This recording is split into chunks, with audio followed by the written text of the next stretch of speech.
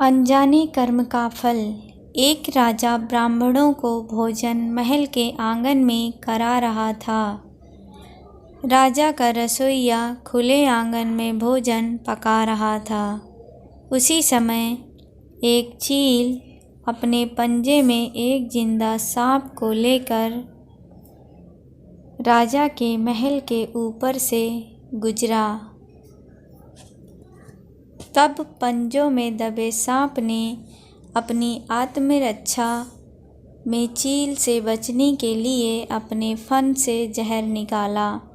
तब रसोइया जो लंगर ब्राह्मणों के लिए पका रहा था, उस लंगर में सांप के मुख से निकली जहर की कुछ बूंदें खाने में गिर गईं।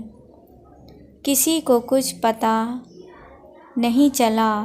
फलस्वरूप वह ब्राह्मण जो भोजन करने आए थे, उन सब की जहरीला खाना खाते ही मौत हो गई। अब जब राजा को सारे ब्राह्मणों की मृत्यु का पता चला तो ब्राह्मण हत्या होने से उसे बहुत दुख हुआ।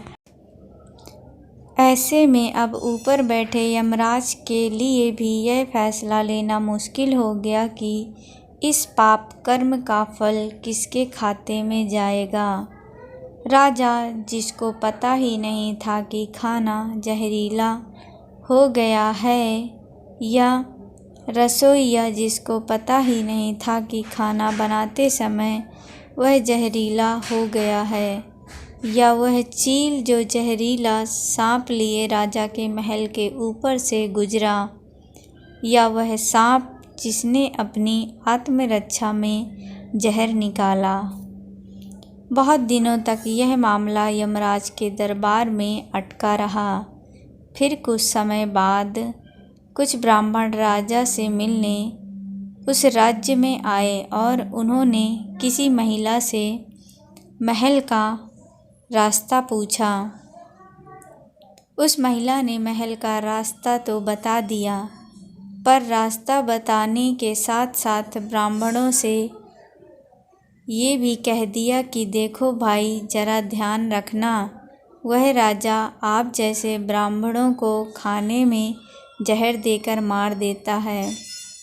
बस जैसे ही उस महिला ने ये शब्द कहे, उसी समय यमराज ने फैसला ले लिया कि उन मृत ब्राह्मणों की मृत्यु के पाप का फल इस महिला के खाते में जाएगा और इसे उस पाप का फल भुगतना होगा।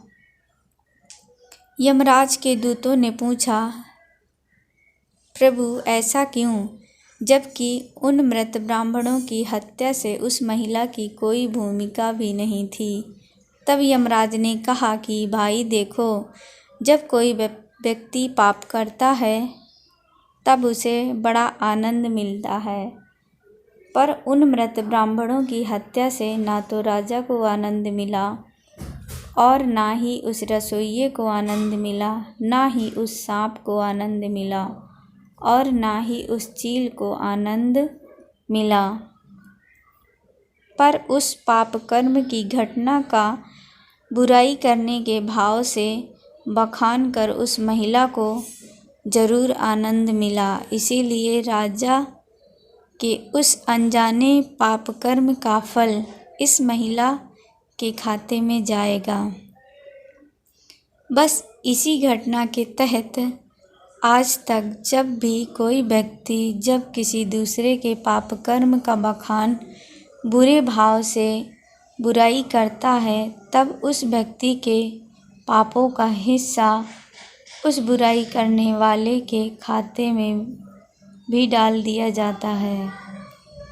अक्सर हम जीवन में सोचते हैं कि हमें जीवन में ऐसा कोई पाप नहीं किया, फिर भी हमारे जीवन में इतना कष्ट क्यों आया।